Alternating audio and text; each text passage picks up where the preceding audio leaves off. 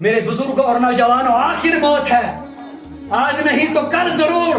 کل نہیں تو پرسوں ضرور ہے۔ اور جس جسم پر آج طرح طرح کی چیزیں لگا کر اپنے آپ کو بن و سنوار کر باہر نکلتے ہو، یہ میری بہنیں کاسمیٹک کی چمڑی بنانے والی یاد رکھ لیں، حضرت علی شیر خدا وجہ الکریم میں قبرستان کے پاس سے گزرے تو حضرت علی نے قبرستان والوں سے کہا اللہ کے حکم سے زندہ ہو جاؤ، اور فرمایا رب کریم میں دیکھنا سننا چاہتا ہوں قبر والوں کی پکار یہ کیا کہتے ہیں۔ تو اتنا سارا کہنا تھا کہ قبر سے ایک عورت زندہ ہو جاتی ہے اور آواز آتی ہے، حضرت علی سے پوچھتی ہے کیا پوچھنا چاہتے ہو؟ علی نے پوچھا بتاؤ کیا تمہارے ساتھ گزر رہی ہے؟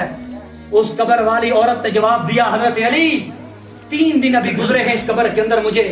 اور 3 دنوں کے اندر جس چہرے کو میں ساری زندگی سجاتی تھی آج وہ چہرے کا گوشت گر چکا ہے، جن آنکھوں کو سرما لگا لگا کر باہر نکلتی تھی آج ان آنکھوں میری آنکھیں گر چکی ہیں، جن بالوں کو سر ننگا رکھ رکھ کے میں باہر گزرتی تھی آج وہ بال نوچ لیے گئے ہیں، اور جن ہونٹوں پر لپسٹک لگاتی تھی وہ ہونٹ آج کاٹ دیے گئے ہیں، اور جن ناخن کے پر میں پالش کیا کرتی تھی وہ ناخن آج میرے کاٹ دیے گئے ہیں، نکال دیے گئے ہیں۔ میری ماں بہنوں، یہ تمہاری خوبصورتی تم جب تک زندہ ہو تب تک ہے، یہ تمہاری بے حیائی کے اڈے بند ہو جائیں گے جب تمہیں قبر کے اندر رکھ دیا جائے گا، تمہارا حساب و کتاب جب شروع ہو جائے گا اس وقت تمہیں یہ لوگ چھوڑانے والے جو تمہارے ساتھ اجمج میں بربج میں چلتے ہیں، جو آج تمہارے دوست بدوست ہو کر کھڑے ہوتے ہیں، یہ تمہارے ساتھ نہیں آئیں گے۔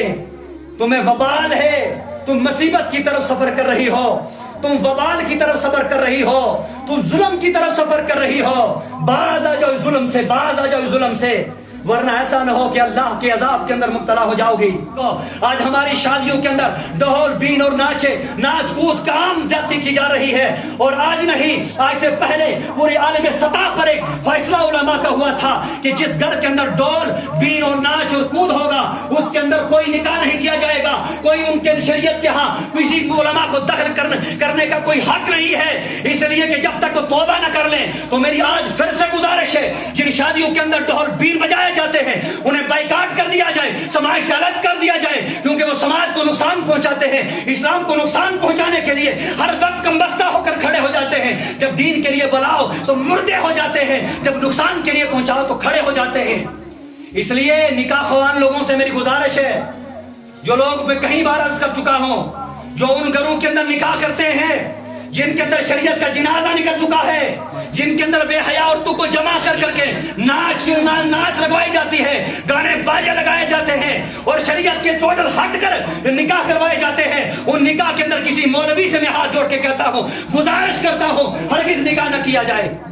نکاح شریعت کا حکم ہے، مومنین کو حکم ملتا ہے، مسلمانوں کو حکم ملتا ہے نکاح کرو، اور نکاح جب اللہ کا حکم ہے کہ اس لیے کرو تاکہ تمہاری نگاہیں پاک ہو جائیں، تم بدکاری سے بچ جاؤ، تم بے حیائی سے بچ جاؤ۔ اگر وہیں پر وہ نکاح اس لیے کیا جائے ہزاروں عورتوں کو جمع کر کر بدنگاہی کا اڈا کھول دیا، بے غیرتی کے جنازہ نکال دیا، اس لیے ایسے کاموں کے اندر علماء اور دیگر لوگ جو سماج کے اس کے اندر لیڈ کرتے ہیں، میری گزارش ہے کہ ہرگز اس ایسے لوگوں کے ساتھ کوئی دخل اندازی نہ کی جائے، اور جب نکاح کے لیے بلائیں تو یہی آرڈر دیا جائے وہ جو ڈھول رات بجانے والے انہیں لاؤ، جو بین بجانے والے ان سے نکاح کرواؤ، جو بے ہودہ عورتیں ناچ رہی تھی ان سے نکاح کرواؤ۔ رات بھر تم انہیں سارا پروٹوکول دیتے رہے، رات بھر ان کو اپریشیٹ کرتے رہے، رات بھر تم ان کے ساتھ انکلوڈ رہے، اور جب رات کا وقت گزر گیا صبح کا وقت آیا تمہیں علماء یاد آئے، تمہیں مسجد کے امام یاد آئے۔ میرے بزرگوں اور نوجوانوں، ہر انسان کا حق ہے اپنی آخرت کو صحیح کرے، اپنی زندگی کو صحیح کرے، یہ وقت کسی کا انتظار نہیں کرتا۔ آج اس منبر پر میں نظر آتا ہوں، کل مجھے بھی قال انا للہ و انا الیہ راجعون کہتے ہوئے نظر آئیں گے، کہیں گے فلاں چلا گیا دنیا سے، یہاں کوئی اور آ جائے گا، ایک دن آئے گا وہ بھی چلے جائے گا۔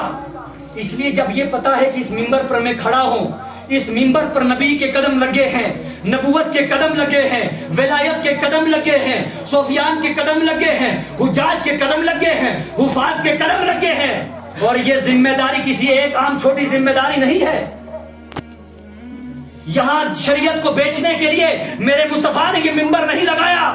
یہ ممبر اس لیے لگایا پہلے زبان سے روکو تو رک جائے, اگر نہ ہاتھ سے روکو تو رک جائے, نہ رکے تو کٹنا بھی پڑ جائے کٹ جاؤ, مگر ایسے بدبخت لوگوں کے ساتھ اپنے آپ کو ملوث نہ کرو جو جن کے ساتھ چلے گا اٹھایا جائے گا, جیسی ریلیشن شپ اختیار کرے گا بلایا جائے گا, اور پھر افسوس کرے گا, افسوس میرے رب اگر میں نے ان لوگوں کے ساتھ نہ چلا ہوتا. اور پھر ان لوگوں کو جن کو اللہ نے عقل دی ہے, علم دیا ہے, صلاحیت دی ہے کہ وہ لوگ اتنی اپنے اندر قوت رکھتے ہیں, اتنا علم رکھتے ہیں کہ وہ دوسرے کو برائی سے روک سکتے ہیں, اور وہی اگر سماج کے اندر برائی کے اندر شامل ہو جائے, وہی اگر سماج کے لوگوں کو اگر رستے سے ہٹا کر غیر رستے کی طرف لے کر جائیں گے, بتاؤ سماج کا کیا حال ہوگا. ہونا یہ چاہیے تھا. ہم اپنی جگہ کتنے خطاگار ہیں. رب کا وعدہ ہے لوگوں جب تم بگڑ جاؤ گے, حد سے زیادہ بگڑ جاؤ گے, اللہ کی طرف سے عذاب آئے گا, تمہیں راستہ نہیں ملے گا.